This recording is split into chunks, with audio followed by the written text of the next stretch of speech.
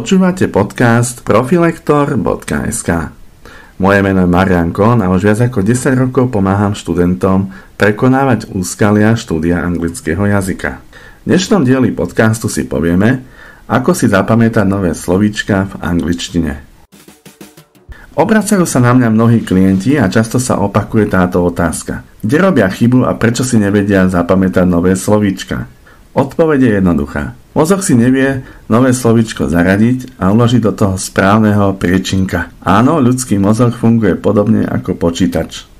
Aby sme mali v pamäti poriadok, musíme si súbory usporiadať do logického stromového adresára. Zapíšeme si nové slovíčko, napríklad Constitution, ústava.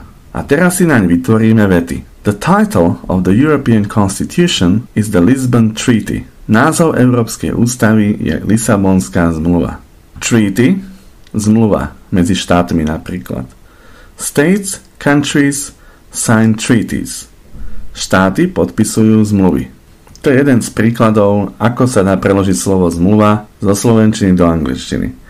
Avšak v angličtine má slovo zmluva, slovenské slovo zmluva viacero ekvivalentov. Ďalším ekvivalentom je slovo contract, obchodná pracovná zmluva. O2 signed a contract with Tesco to set up Tesco Mobile.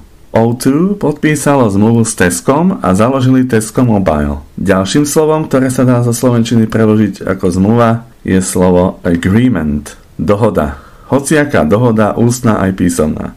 I and my girlfriend could not find agreement on how to spend our free time. S priateľkou sme sa nevedeli dohodnúť na tom, ako budeme spolu tráviť náš voľný čas. Ako ste si iste všimli, posledné 3 slovíčka sa do slovenčiny prekladajú rovnakým slovom, ale každé sa použije v inom kontexte. Preto je dôležité, aby ste sa každé nové slovíčko učili vždy v kontexte vety a nie iba samostatne. Skôr si to váš mozog zapamätá, bude si to vedieť zaradiť do správnej zložky a v praxi budete slovo vedieť použiť v správnom kontexte. Ľudia sa učia slovíčka oddelenie a potom sa nevedia vyjadrovať v súvislých vetách a tiež používajú slova v nevhodnom kontexte. Ak vám tento diel podcastu pomohol, šírte ho ďalej. Ak máte otázky, pokojne sa pýtajte. Počúvali ste podcast profilektor.sk.